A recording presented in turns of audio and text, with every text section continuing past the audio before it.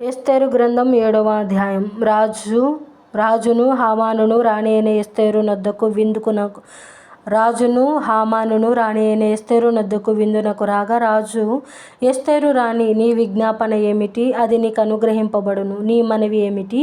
రాజ్యములో సగము మట్టుకైనను నీకు అనుగ్రహించెదనని రెండవ నాడు ద్రాక్షారసపు విందులో ఎస్తేరుతో అనెను. అప్పుడు రాణి అయిన ఎస్తేరు ఇలాగు ప్రత్యుత్తరం ఇచ్చెను: రాజా, నీ దృష్టికి నేను దయ పొందిన దాననైన ఎడల, రాజావైన తమకు సమ్మతి అయితే, నా విజ్ఞాపనను బట్టి, నా ప్రాణమును, నా మనవిని బట్టి నా జనులును నాకు అనుగ్రహింపబడుదురుగాక.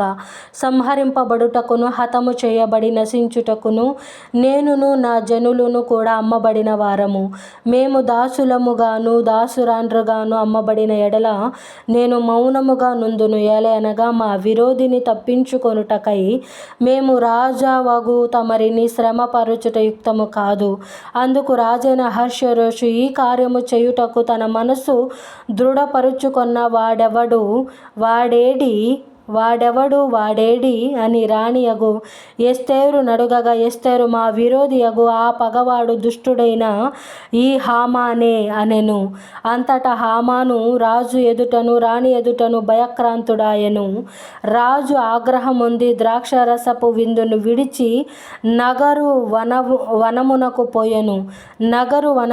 పోయెను. అయితే రాజు తనకు ఏదో హాని చేయ నుద్దేశించెనని హామాను తెలుసుకొని, రాణి అయిన ఎస్తేరు ఎదుట తన ప్రాణము కొరకు విన్నపము చేయుటకై నిలిచెను. నగరు వనములో నుండి ద్రాక్షారసపు విందు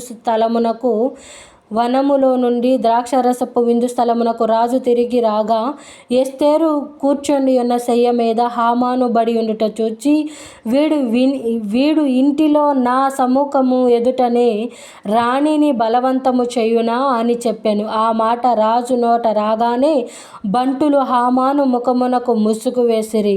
రాజు ముందర నుండి షండులలో హర్బోనా అనునొకడు ఏలినవాడా, చిత్తగించుము. రాజు మేలు కొరకు మాటలాడిన మొర్దెకైని ఉరి తీయుటకు హామాను చేయించిన 50 మూరల ఎత్తు గల ఉరికొయ్య హామాను ఇంటి యొద్ద నాటబడి యున్నదనగా, రాజు దాని మీద వాని ఉరితీయుడని ఆజ్ఞ ఇచ్చెను. కాగా హామాను మొర్దెకైకి సిద్ధము చేసిన ఉరికొయ్య మీద వారు అతనినే ఉరితీసిరి. అప్పుడు రాజు యొక్క ఆగ్రహము చల్లారెను. దేవుడి పరిశుద్ధ వాక్యం కింద భద్రపరిచి దీవించునుగాక. ఆమేన్.